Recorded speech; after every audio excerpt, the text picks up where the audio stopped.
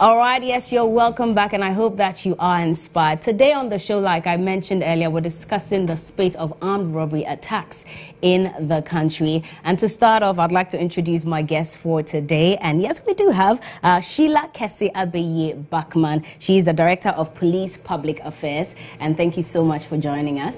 There are a lot of questions we'd like to ask you today, and I'm sure the rest of Ghana would like to ask you as well. And so we're looking forward to that. Then we have Lerato Charlotte Lesoso. She is a news anchor here at EIB GH1 to be precise, and she has a story to tell, and so we can't wait to hear that. Thank you for joining as well. And finally, my third guest for today is Adib Sani. He is a security analyst, and yes, if you have any questions as well for him, you know what to do. Thank you, by the way, for coming on board. You can join us via social media at GH1 TV on Twitter, Facebook and Instagram. The hashtag is the Late Afternoon Show. We've set up a Twitter poll, and we'll let you know how you can also go ahead and vote and let us know what you think about this topic. We'll be right back.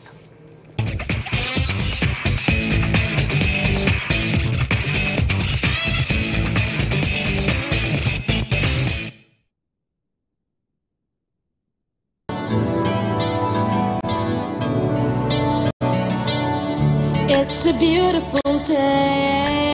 I'm gonna make most of it. It's a beautiful day. A day to share with you. You'll make my world go round. Yeah, yeah. It's really got me saying, nice girl. Brings home happiness.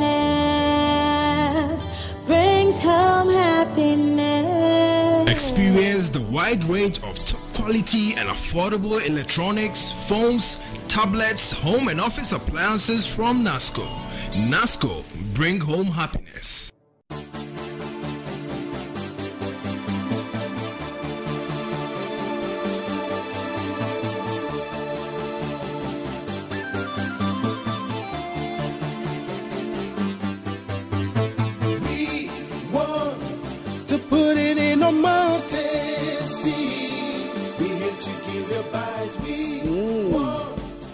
I love my book. It is Niche. Niche milk and dark chocolate are for people of all ages. For bulk purchase and enquiries, contact us on 020-700014 or email us at confectionery@nishcoco.com. Check out our website www.nishcoco.com. Niche, taste of Ghana. Nivea combines its unique care with natural cocoa butter and vitamin E for intensive nourishment that lasts all day.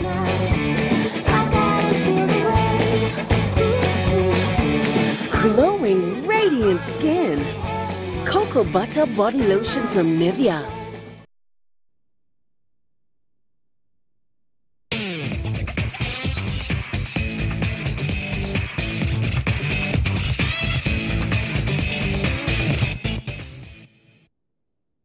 Tuesday, 27th February 2018, 4 armed robbers in broad daylight attacked Royal Motors in Accra and made away with unspecified amount of money while raining terror on workers of the company.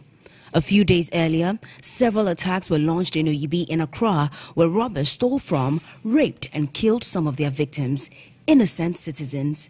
In one of the attacks, a 67-year-old man was said to have been hit with a slug until he bled to death. His daughter was stripped and nearly raped by the robbers, who eventually made away with cash. They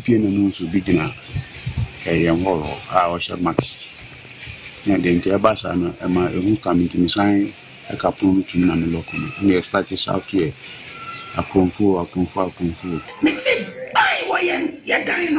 your man transfer Ediba Hall. I'm starting to shout. Me shout. Me box up in a PM, man, shampoo, man, session. And me box and a PA in the Ghana coin. Security be near area, the security be near part. All these attacks are just drops in the ocean of armed robbery attacks recorded this year, as crime statistics indicate there have been 89 robberies in January 2018 alone, higher than figures recorded in the same period over the last 6 years. In 2017, 51 robberies were recorded in the same period. The 2018 figures are not just staggering in number, but also in the form and manner the robberies are undertaken. Brazen attacks by people, mostly men, who are usually described by their victims first of all as young, and secondly as probably acting under the influence of drugs and or alcohol. The police have been the main point of reference in the discussions around the recent attacks, as citizens believe they are not necessarily on top of their game, probably due to nonchalance or inadequately equipped to curb the situation.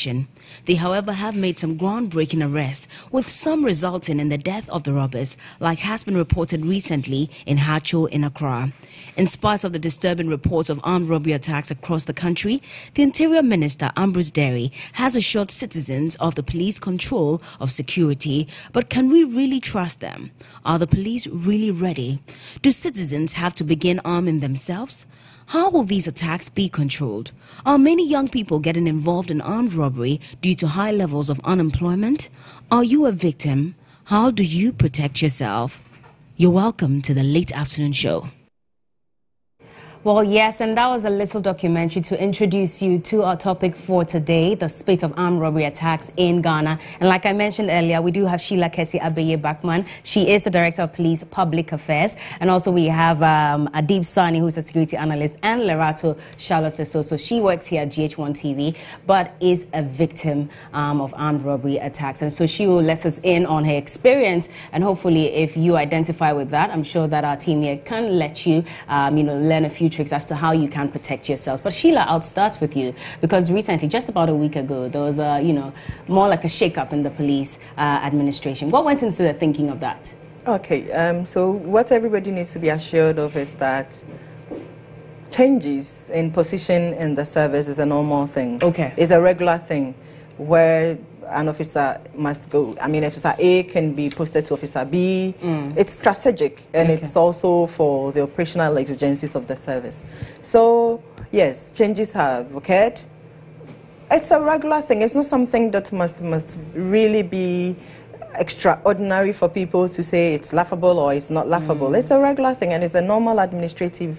But I think it's also around the time that it happened, because a lot of people are attributing it to the fact that, citizens are complaining the police is not doing much. And so probably that's why, the shake-up What the happened. police is doing is not necessarily about reshuffling. Okay. What we are doing is the things that will deliver the results of no crimes at all, because a lot of our activities are geared towards preventive measures. And so we prevent a lot of crimes from happening. Okay. So what you hear are just the crimes that do okay. Okay. So the changes are not necessarily to curb the armed robberies necessarily. I mean, there are portions of it that may be targeted at curbing armed robbery and maybe the spate of crime, but reshuffling in the police is a normal occurrence, is a normal administrative thing that the IGP has the mandate to do. But has it been effective so far?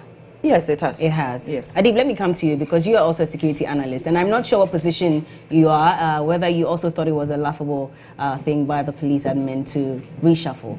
Did you think so as well? Well, I've been very consistent with my perceptions and opinions about the reshuffle. I see it as a knee-jerk approach. Obviously, as a result of the barrage of criticisms the police service has come under when we had the spate of robberies, etc. But I have also been very categorical about the fact that, look, I cannot completely bastardize the idea that one of the biggest challenges with the police service in Ghana is leadership. However, that is not the ultimate. I mean, we have some fundamental issues with the police service. So I still see the reshuffling as not enough to deal with the spate of crime in the country. But it should be complemented with the fundamental issues many of us know. I mean, I'm sure all of Ghanaians, we know them. I mean, the provision of the logistics, from the recruitment stage, do we do proper background checks on potential recruits? Not long ago, we had a situation when some recruits were asked to go home because the certificates they provided when they were asked to apply were fake. So if we cannot do something as elementary as calling the alma mater to confirm if it is original or not, how much more can we do background checks? Because I know some time ago, even if you're going to be employed at the Ministry of Foreign Affairs, you have BNI officers who go to your community, they speak with members of your community or family members, etc. But in Ghana, I don't think we really give so much credence to it. But when you go to our other jurisdictions, look, issues as minor as traffic infractions would disqualify you from even joining the police service. And, you know, we're dealing especially with the youth who might have been engaged in drug-related issues or members of criminal gangs, etc. Do we do the proper checks? And we also have to focus so much on, I'm sure she would even educate us more on situational crime prevention. That is creating an environment where crime would not be attractive to criminals. And there are a whole lot of issues under that, talking about the response time and whether we give credence to every criminal case that is brought before the police. Because in the 1980s in the US, there was a theory that came up called the broken glass theory.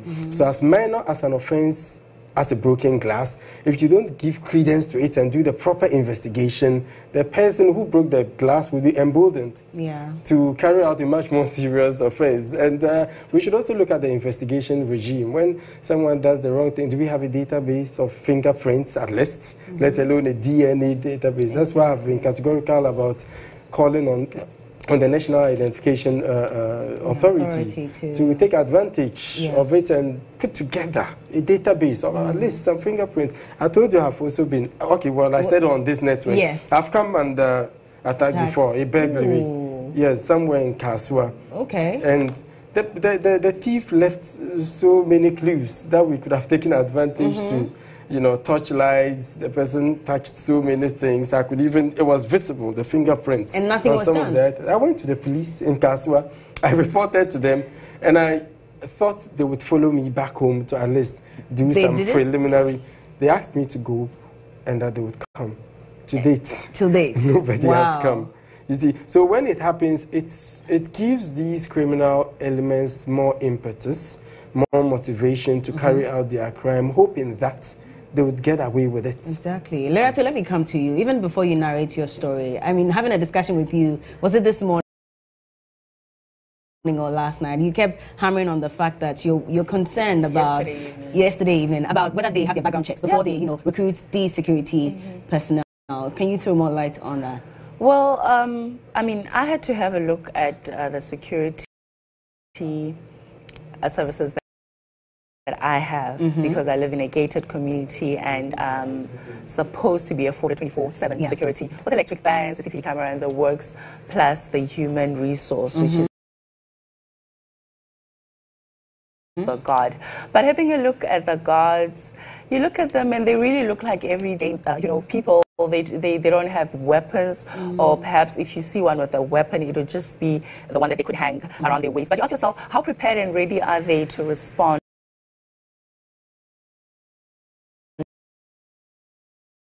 to crime? For, let's say, for instance, if armed robbers came, how prepared are they really? And then you wonder if they had undergone any sort of training, to react to such response calls. Would they know what to do first and foremost if we called and said there was someone in the house? Because they look like the kind of people that would want to rather save their lives first before they save yours. There's just really no sign, no evidence that, some of them don't even look like they could even do anything physically. So then it makes you wonder, because I know in certain countries, for you to be a guard or be involved in security, you'd have to have certain grades, and certain grades go with the kind of weapon that you can have and the kind of type of security that you can offer. And I'm wondering, do we have regulators in Ghana that actually regulate our security companies? Because I remember with one of my cases, actually both cases, none of the companies wanted to come out and actually accept negligence on behalf of the staff, because it's bad for business. No company wants to appear as if it's not doing. But the truth of the matter, if there was negligence on your part, whether you feel your guys were afraid or not, something needs to be done. But who is regulating the private security companies that offer these services, and making sure that they bring people on board and they hire people that are actually equipped and capable to do the work. Because you can't just take your brother who is unemployed on the street and turn them into a security guard. I get you. It's a big risk. Sheila, what do you have to say about this in terms of who really regulates? Yes, there is regulation that actually involves the police as well. Okay. Basically, it is the Ministry of Interior that licenses. But for the police side, the regulation says that the IGP would have to make some kind of input in your application process. And basically, that's got to do with the kind of accoutrement and tools that you can use, so that whatever you give your guards will not look like the police uniform. We have private security operatives having an arrangement with the police to train them. This is not, we cannot compel them to necessarily come to us.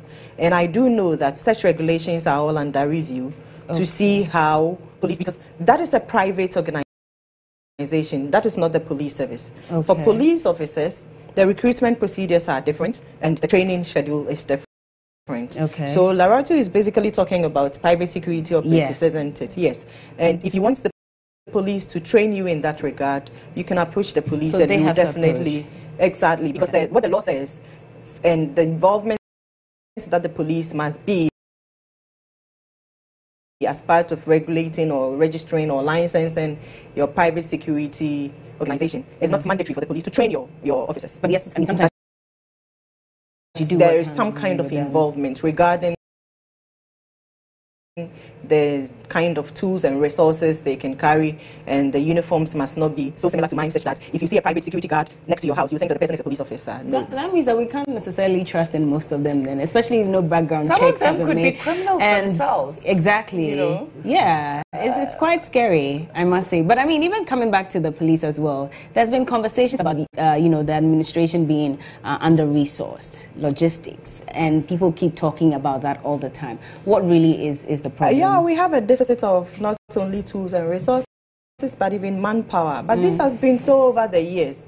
It is not today, it is not yesterday. Why hasn't anything been done about it? Yes, and we don't want to shirk our responsibility because we have a deficit of manpower or tools. So we still want to carry out our mandates regardless of whatever deficit we have, whether it's manpower or resources or tools or vehicles or whatever. So yes, we have the right channels to lay our to lay our requests, and we do that all the time. But like I said, that will not stop us from carrying out our mandate of protecting lives and property. Is that one reason why probably these armed robbers are attacking left, right, center? Because they know, after all, in this area, there are less police personnel here, so we can do anything we want, and it will take another hour or two for them to get to the robbery scene. The problem is, I think at the moment we have a police population of about 32,000, right, in Ghana. About 33,000. 33, okay. That makes the police-civilian ratio in Ghana, one police officer to about 840 Ghanaians. Wow. The UN standards, the best international practice, is supposed to be one police officer to about 500 citizens. Okay. Let's not forget that many of these police officers have been assigned to ministers, deputies, DCs, corporate institutions, etc. And some are even on peacekeeping duties. So when you even go to the nitty-gritties, we might even have one police officer to about, well over 1,000, especially in urban areas. So I do commiserate with the police. I do understand how tough it is for them, but they are not like Guta or the civil society organization that can come out and say we are constrained in one way. But we all know the issues with the police, especially you have a police officer who has been assigned to a traffic stop. He's supposed to manage traffic. Why do we presume that because he's on traffic duty, he doesn't need a sidearm? What if he's confronted with an emergent security threat? Then what does he do?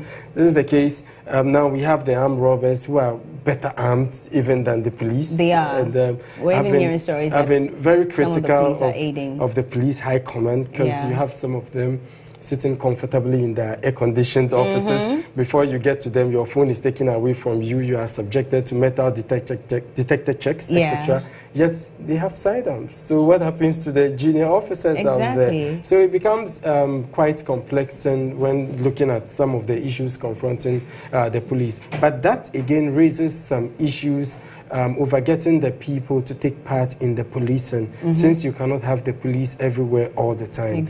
And the father of modern-day policing, Sir Robert Peel, who in 1829 founded the Metropolitan Police, came out with certain 9 principles of modern-day policing, and that has been the benchmark for many police organizations all across the world. And part of the 9 Peelian principles of modern-day policing talks about harnessing the relationship between the police and the people based on mutual trust and respect. Which isn't the case here in Ghana. I must say, public confidence in the police has waned, and it makes me very sad. It's sad. Because I do know so many good police officers who are honor bound to defend and to protect. But once they say you are a police person, I mean, everybody just looks at you it's very in a sad. different light. So how do we get them? How do we get the people to be confident in the police service? So you wake up in the morning, you have some information about a gang in your hood, in your neighborhood, and you feel, no, this is very critical information, let me give it to the police. You don't but even what would trust give that you the motivation to go to the information. police? The witness protection regime, does it cover you enough? I mean, are you sure after going to report, the next minute you will not have your name all over the community as being a rat or a mole or whatever they call it? You know, so it is quite disturbing. So we would have to make the police act in a much more professional manner in line with the Police Service Act 350. By so doing, the people would get to trust them more and to share very critical intelligence with them. So it will make their work much more easier. However, in the past, we had this community policing going, but it's died down a bit. And I spoke with my development partners, I wouldn't want to be specific, who I think donated some bicycles to the police some time ago. And trust me, many of the bicycles are dysfunctional. And when they ask, they say, oh, the tire has burst. So the tire has burst and we're waiting for the UN to come and donate tires before we revert back. We'll let Sheila answer that. But also about the issue where the policeman who was tasked to protect the bullion van in the industrial area is reported to have bolted when the armed robbers, attacked. But let me ask Lerato, because she has a story to tell. She's a victim of armed robbery, twice? Yeah, the first one was just a burglary because I didn't particularly witness it taking place. But the second one was an armed robbery, which I had contact with the perpetrators. And I was already in bed, actually, lights out, getting ready for the next morning. It was a working day, I remember. But it was a Thursday, so the working day, I think, was going to be the Friday, the last working day. And it was around 2 a.m. thereabouts. And you were fast asleep when they rushed I was fast asleep, but at the same time, I'm also like a light sleeper, I sleep like moms. When you have, when you have a newborn child or child around, there's a way you sleep, half awake. So I kind of like just felt a presence in a way, I don't know why. And then I opened my eyes and then I saw, because it was still dark, there were no lights on, kind of like saw as if it looked like a person standing directly opposite of my bed, which would be at the door of my ensuite bathroom in my window. And I felt like I was dreaming, and then I'm like, no, let me not switch on the light. Let me just try and look properly. And before I know it, the person was moving. And that's when I knew that this is a person in my bedroom. And then I screamed because that was the first thing. And when I screamed, he ran towards me to hold my mouth and close it. I suppose he didn't want me to raise alarm to the neighbors or anybody else who might hear me. And before I know it, the second guy jumped in. So there were two of them? So there were now two, and the one was armed. He had a pistol.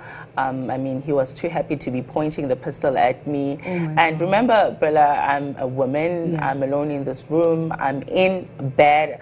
I think one of the most vulnerable positions you could be in as a woman. It's hot in Ghana, so you go to bed literally half dressed, you know. So you can imagine me being in that position. First and foremost, it's like you feel so violated that these people feel like they can just let themselves into your space, and then they as if that's not enough, they still have the audacity of coming, even having close contact with you. I mean, for me, I think even though you could tell it was obvious, the motive was money, because I mean that's what they were about. But is that what they said? It came across because there's two of them, so in between somewhere there was dialogue, and one of it I remember was when the other guy was too happy to hop on me. We had to wrestle over my sheets because for some reason he discovered that I was a little pretty person under the sheets, and suddenly, you know, got a bit excited and interested, and I'm the friend, and I'm really happy in this case that he wasn't alone, because I mean, who knows what could have happened. But at least his partner was able to say, you know, in broken English that, hey, we're not here for, you know, using the slang that you would use for the word sex. You know, we're not here for that. We're here for money. You know, so that to me said to me, this guy was trying to just let the guy focus that, hey, remember, we're here for money. And I mean, it was evident because the first thing that he went for were my gadgets, which were close to my bedside, my tablet plus my cell phones, which were charging overnight. And then afterwards, they obviously went for my handbag, see what cash they could get. And from there, they went through my closet in the room. And like he said, when he was narrating that whole fingerprint thing, I feel the same way, because these guys were not wearing any gloves or anything. They literally touched everywhere, even me. So there was plenty of evidence, or would I say substance, for forensic police to come and have the fingerprints done, but they never did. Prints were never taken. Before that, all this while, were they still holding on to your mouth? Were they preventing you? No. I mean, they had to have time to go through stuff for them to have my jewelry box, my cash, and whatever else they took. Still with the gun pointed at you? Because there were two, so one of them kept watch, and while the other one was searching. And so every now and again he would move away, but he never left my room. The other one eventually left my room to go into the lounge to go and see what other stuff probably to get in the rest of the house. But the other one was always in the room close to me. Every now and again he would just come back and check if I was moving or doing anything silly. And I remember at a certain point, I don't know why he felt agitated by me, and opted, they were well equipped because they had a mask tape with them, so he used this brown mask tape to shut me up, my mouth basically. And I think if they had a rope, they would tie me up, because the tying up thing did come into conversation between them. And the other guy said, no, the way she's going on, I think she loves her life. I don't think she'll try anything stupid, so let's just leave her. Had they covered their faces? No. They were not even covered. I mean, I could spot the guy who was literally on top of me. Wow. I mean, because we made eye contact. The other one, perhaps not. But from what I could see from him, I could just tell that these guys were young guys. I don't think they were anything past the age of 35. Where was your security at that time? Who knows? Probably in the guardhouse. I mean, you ask, Bella, you would ask again. That's the question that all of us were asking. Ideally, even the guards in where I live are supposed to, according to, their rules, take round trips, what you call, clocking into the different locations for them to be able to move around the compound. But the reality is that sometimes these people sleep. I mean, just the past Saturday, I came in with a friend. It was in the evening, and because we were using an Uber, for security reasons, I don't allow these people to drive me in. Yeah. And so I had to get dropped off at the gate. And I stood there trying to get attention to enter my own place, and he was sleeping. Wow. And I mean, I'm not, I don't know what the working conditions are, the hours and so forth, so I'm not going to really try and speak down on the man who was sleeping, but I'm simply saying, had it been that it was an emergency and somebody was chasing me, I would have stuck at that gate for a good 3-4 minutes before I got his attention. So the car dropped us off literally at the gate. So for the lights and the noise to not even trigger at all to them that there's someone, I don't know. But like he said, those kind of things really makes you lose confidence in the police, in not just the police, but these security professionals that are said to be protecting you or looking after you. Did you report to the police, and how did they react? I reported to the police. They didn't come immediately, of course, because it was 2:30 a.m. thereabout. I mean, no, it had to be like 3:30 or 4 a.m. thereabout when we finally got hold of the police. And I think around 6, there were a group of police people that came. However, the police who came said they were not forensic investigators. So they couldn't really do much. They couldn't even take any prints. So I had to leave everything the way it was until around 8 or 9, when the forensic investigator would come into office and be informed about what had happened, and in order for him to come. So I still needed to personally go to the police station, even though they were called. And so we had to wait for that 7 or was it 8 in the morning, I think, when the office is actually open, for us to go and now have my statement taken down and so forth. But remember, this had happened to me in January, and I went through the same process. There's never really a follow-up to say this is where your case is or anything like that. You know, at least the first time around, I even had a police report. This time around, I don't even have a police report. Sheila, you have to come in here because, like she said, a lot of people have lost, you know, the trust in the police especially. I was listening to a conversation when I think when the OEB incident happened, as well as there was one in Kwabenya as well, and, you know, they kept saying that we called the police, and, you know, there was one who asked me why I didn't take a picture of the armed robber, you know, or call the police at that point, and there was a gun pointed at me, so I'm not sure how I was going to take a picture of them or call the police immediately. Some said they kept calling the police. Nothing was done. There's a community where they said they actually built a police, you know, station, because they kept saying that there was no place for them to stay or, you know, to rest when they come to protect the community. They built a police station and still there was no police there. Okay, so Larati's account is pathetic and traumatic, and we sympathize with her and any other persons who have gone through that. But the point is that we have police emergency numbers. I do not know what number Laratu called, for instance, but I'll take the opportunity to tell the public that the police command center is working. What's the number? It is 18555 and 191. You know, we are transforming. 999 or 911. So you see that you got it wrong. It's in the news recently. I mean, no, people it is kept saying 18555, 18555 and 191.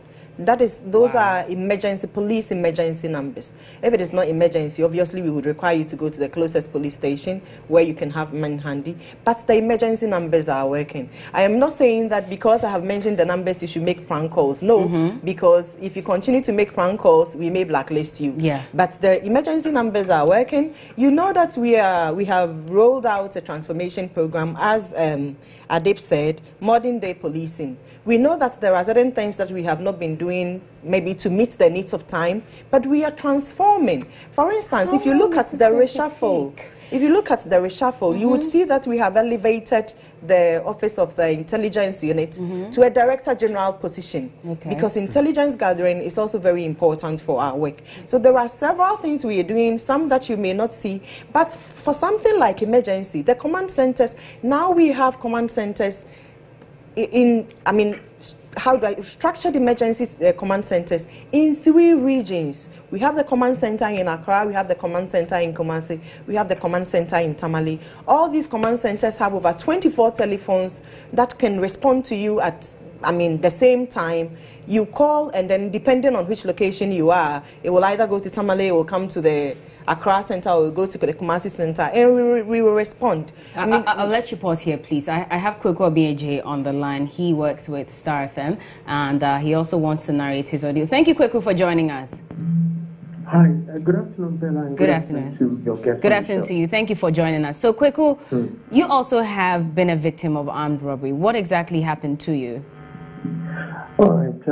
First of all, I'd like to say good afternoon to your viewers who are, watching this show. It's fortunate that we're talking about armed robbery, but it's also unfortunate that we have to be talking about this, because listening to Larato's story, it brings back memories of what happened to me years ago when I had just closed from work on a Saturday.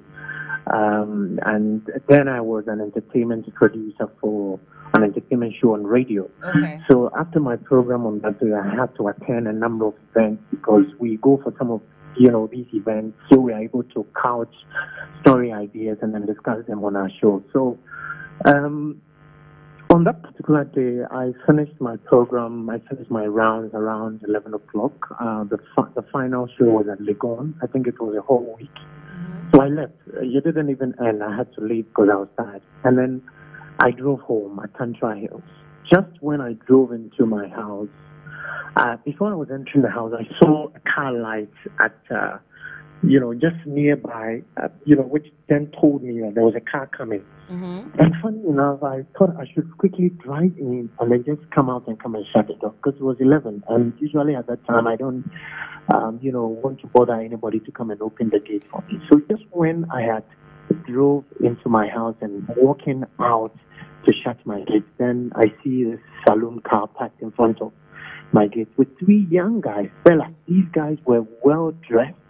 If anybody told you that they were armed robbers, you would never believe that. So I thought perhaps maybe they had lost their way, in the neighborhood and they wanted a direction. So one just got out. And look, if they weren't, having guns, I'm sure I would have just turned them man to man.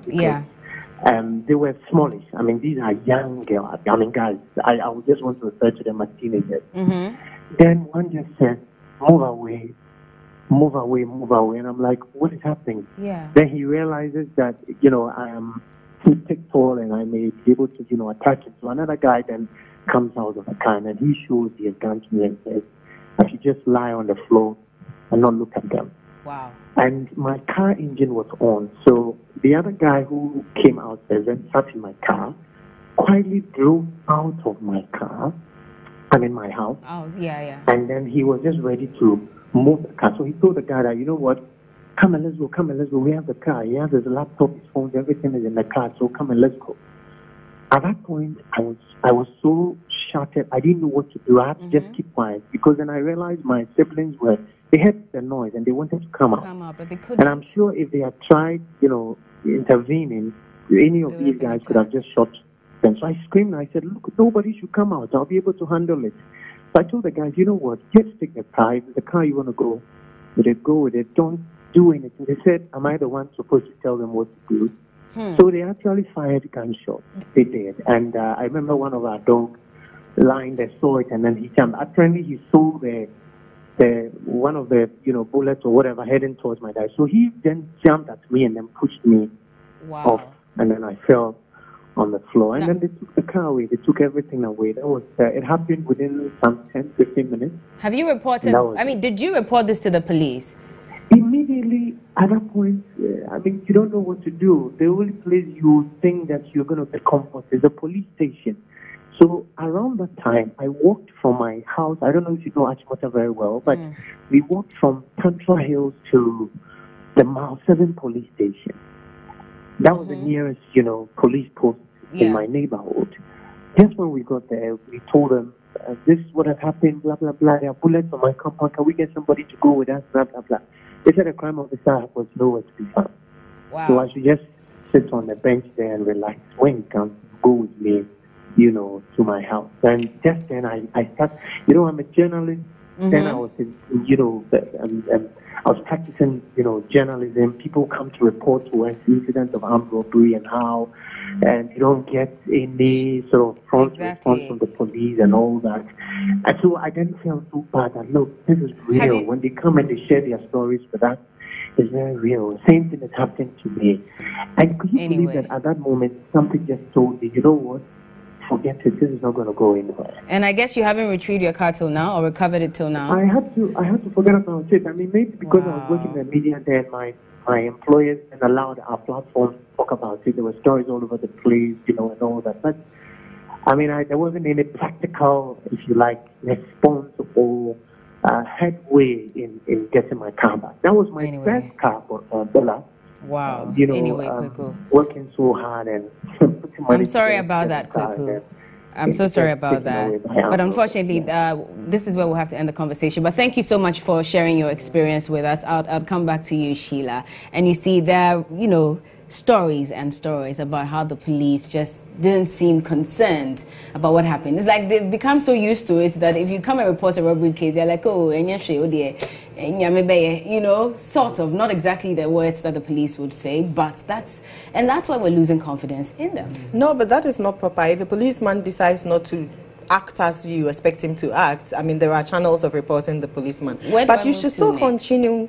Okay, but you should still continue to build trust in the police because we do what we are supposed to do. You know, this conversation is because some of the crimes do happen. But, I mean, you would all bear me out that a lot of crimes are prevented, and that is why we are seated here. And like I said, we will not give any excuse for this crime happening or that crime not happening. But rather, we would go against the offenders and we will arrest them, and then they will face the full rigors of the law. Police not doing enough. The transformation process is also include some amount of digitization so that things like picking fingerprints and all, we can even build a database where we can easily run checks. So we don't have it currently? We do have a database, but we are not digitized. We are not at the point where a matter is reported at a village police station and the CID boss or the IGP is able to see the case at a click of a button. But all these are things, I mean, some of the things we are doing. And I'm happy that we are looking at the criminal justice system as a whole. Because sometimes we also do arrest criminals and they do jam bail and all those things. So yes, we want people to continue to have confidence and trust in the police, because we will still continue to do what we are mandated to do. And now we are even more resolved to do what we have to do. And that should not discourage anyone. We want you to partner with the police, as Adib said. This community policing thing, build a rapport with your neighbors. Let them know your movements in and out, because they can also help you in times when you have people, people that are not familiar in the neighborhood when they come around. So there are several things that we are doing, but I guess we will have to do more, which we are doing. Absolutely. So, exactly. Well, let us continue this conversation in a bit. We just have to take a quick break. We're talking about the spate of armed robbery attacks in Ghana, and you have any experience, you can join us via social media. We also have polls up where we're asking people a very simple question, actually. So in the first 2 months, of course, there have been more than 80 robberies. What should be done to address the menace? Should the police sit up? Should we be more security conscious, or are you too scared to even react to this? Keep watching. We'll be right back.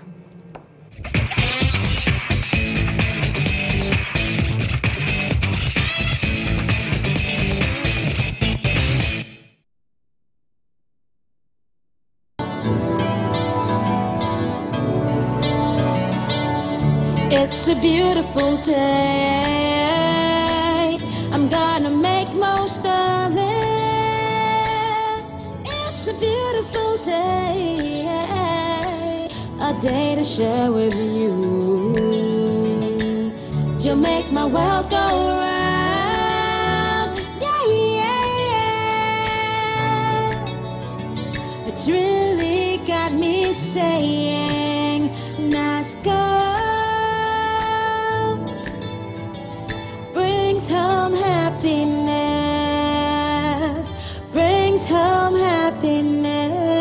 Experience the wide range of top quality and affordable electronics, phones, tablets, home and office appliances from NASCO. NASCO, bring home happiness.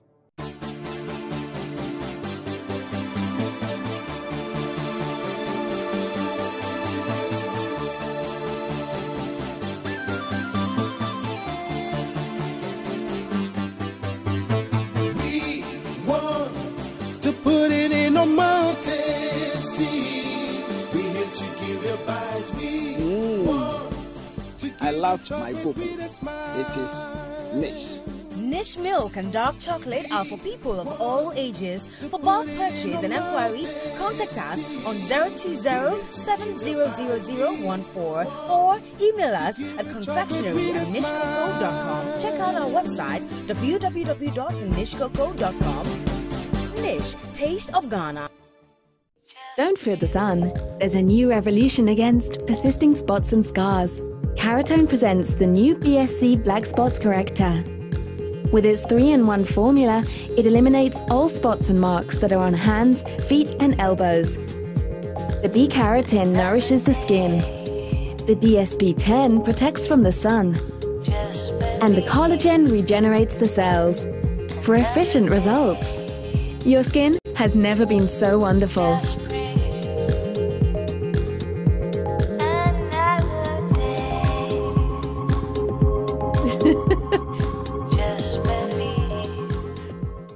Ghana International Trade Fair is back again. From the 28th February to the 7th of March 2018, the Ghana Trade Fair Company will be hosting over 500 exhibitors from all over the world for the 22nd International Trade Fair at the Ghana Trade Fair Center, La Accra. Come and have quality entertainment while you network to develop your business. Activities like up for the 22nd International Trade Fair, Wednesday 28 February, opening ceremony, Thursday 1st March, Regional Day celebration, Friday 2nd March, High Life Night, Saturday the 3rd of March, Country Day celebration, Sunday 4th March, Food Fair and CEO's Cooking Competition, Monday the 5th of March, Cocoa Day and into Madan. Then on the 6th of March, the biggest outdoor concert. Come and enjoy your favorite local Ghanaian dishes at the Food Fair while you listen to evergreen high life music at the Beer Festival on weekends and holidays. The Kids Corner will give our children a treat with their favorite cotton candy, ice cream, bouncy castle, swimming pool, face painting, and many more. Be part of the 22nd International Trade Fair. Join us from the 28th to the 7th of March at the Ghana Trade Fair Center as we trade and network in style and entertainment under the theme Industrializing Ghana and Creating Jobs. The program is brought to you by the Ghana Trade Fair Company in partnership with the Ministry of Trade, One District, One Factory, and EIB Network.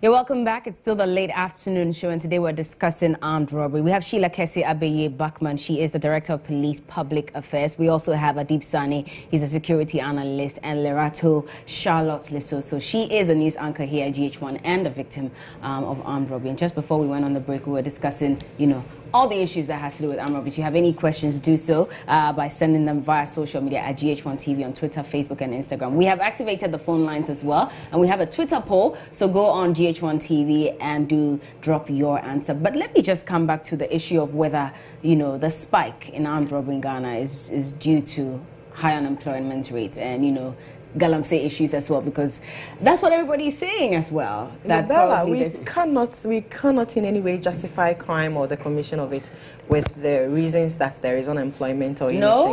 So for us as the police service, we are not interested in the motives for the commission of crime. Once a crime is committed and we are able to establish the intent of crime and the action thereof, we must necessarily take action. So that's maybe handled by some aspects of the society, but the police, our mandate is to prevent the crime. Our mandate is to detect it and apprehend the criminals. So there is no excuse for commission of crime at all. No way.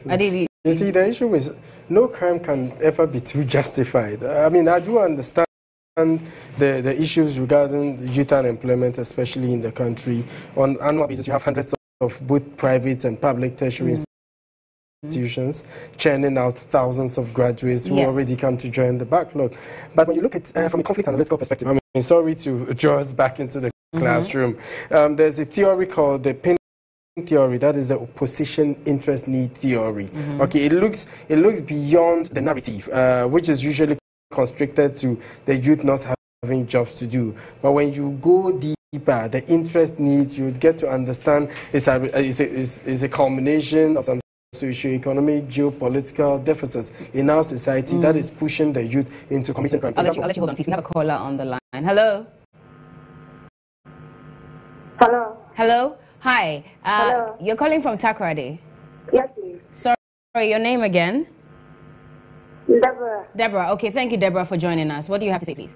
Okay, so I'm talking about the issue, the police. What happened to me was I was in Kumasi, and it was in the evening. How we were robbed, it was amazing. And they told us when we went to the police station, they told us they'll continue to look at it and all those stuff. But we did not see anything. And we found some guys in our area that were doing that thing. They'll go in the night and then in the morning they'll come back. So I told my mother that I want to report to the police. But she told me of a story in our hometown that some man went to the police and then at the end of everything, they gave the man out because the guy was like a relative to the police officer. Okay. And And then the man was shot. So my mother told me not to go. So the police should see to it so that we can gain trust in them and then always continue to come to them when we see things of that sort. Okay. All right. Well, thank you so much. We'll address this issue in a bit, but just... One of the issues has got to do with the geopolitics, the rural-urban drift. I mean, you have so many people out there who have so much expectations about moving to urban centers. That is why we particularly have serious issues with Kaswa, because most of them, when they come from the rural areas, settle in Kaswa.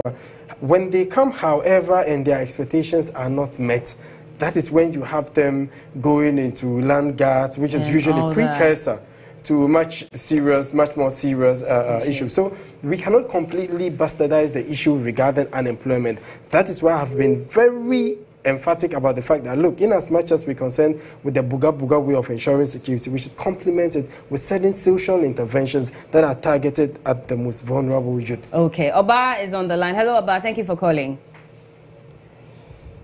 Hello? Sorry, we missed that. But anyways, Oba? Hello? Hello? Yeah. Hi, okay, so this is Wisdom. Thank you for joining us, by the way. Good afternoon. My name is Enoch. Calling from Pittsburgh. Okay, what do you have to say? Well, I'm just calling to commend the Ghana police for their service so far. And we hope that we track down all the armed robbers disturbing the country. Okay. Thank you very much. Thank you so much. Sheila, coming to you, we have very little time, but quickly, I have last two questions. People are saying that some of the police personnel are facilitating these armed robbery attacks, handing out guns to these armed robbers and stuff. Do you have any idea of that, and how is that being handled? We investigate any allegation of a police officer being involved in one crime or another. And when it is established, I mean, you know what we take the police officers through. It's been in the news recently about how many police officers were punished for so-and-so offense.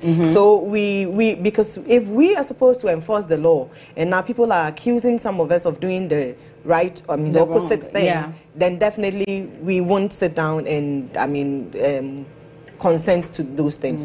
So definitely we do investigate those allegations, and we actually punish people such officers that go wrong. Hold on, but please. We have Robert. Yes, Robert. Hello. Hello. God bless. Are you on the line? I think we lost you. We're addressing Deborah's issue. Deborah and all people like Deborah who see people they suspect to be criminals should have confidence enough in the police to want to report the matter. Okay. If it is the police within the neighborhood that you perhaps do not trust, you can report to any police officer outside of the neighborhood.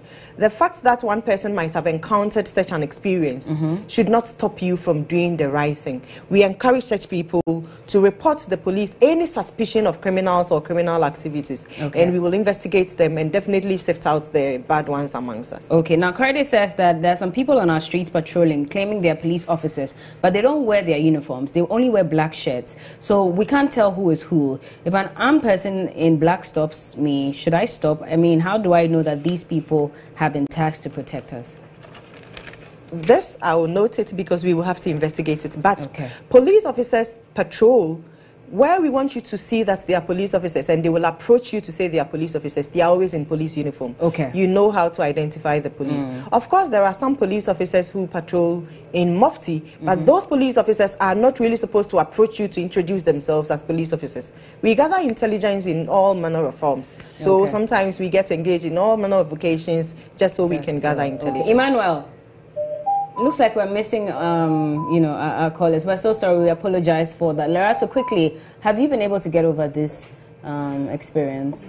Not entirely, Bella. It has been a work in progress, so much so that at least I get to sleep every now and again. I mean, my sleeping pattern was completely ruined, and I have trust issues, especially with proximity. You know, when I'm in spaces, slight noises and so forth. So I will eventually, I suppose, I'm hoping I will eventually get to a place where I felt extremely free before. But as for now, it's still a work in process. All right. Odame might be, lost you again, sorry. How do we protect ourselves, Sheila? Several ways.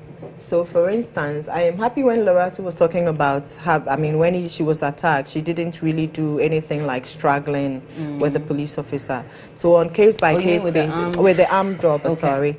So, on case-by-case basis, for instance, if somebody accosts you and demands to take some valuable you have, we advise that you hand it over to the person and then subsequently you report whatever you observed so that we can help fish out that offender. Struggling with a criminal, you'll be putting your life in danger, which is not something we encourage.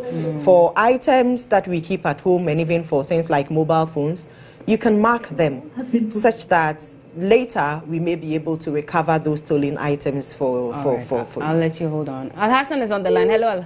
Oh, apologies. Sorry, we'll have to wrap up. I'm sorry, we have a little problem with the line, so please forgive us. Yes, and we'll wrap up with what else you think we should do to protect ourselves. A number of things. I've told you about the fact that you should let your neighbors know about your whereabouts and all. That is very important. And then in the night, for instance, it's advisable that you turn off lights in the rooms and turn off security lights outside. It is not all the time that criminals track their victims, but sometimes they just look at the opportunities to come in and steal. So that where you are in the dark and they are outside, for instance, it is easy for you to see their movement. It is easy for people out there to also notice it. And we would also encourage you to continuously visit our website and our Facebook pages where we put crime prevention tips almost on daily basis. That would help us to watch out for each other. But one thing, trust the police. And also, Bella, let me take the opportunity to tell people that people are spreading false news about this armed robbery happening here or there.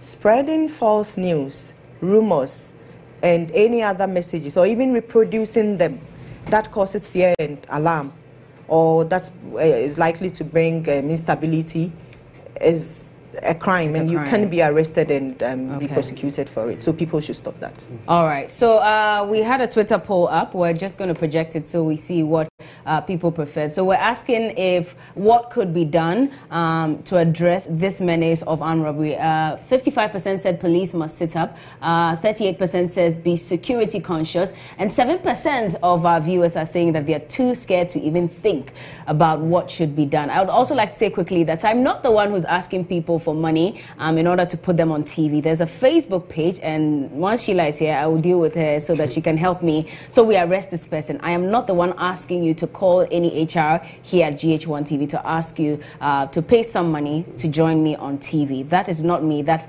page is fake. And so anyway, thank you so much, Adib Sani. Adib Sani is a security analyst. Thank you for joining me. And Lerato, you're brave, and I really hope that you get over this situation, and I pray nothing happens to you. And Sheila Kese Abeye Bachman, it was quite difficult getting you, but I'm really grateful that you still got on board even with your busy schedule. She's a director of police public affairs, and again the emergency numbers 18555 and 191.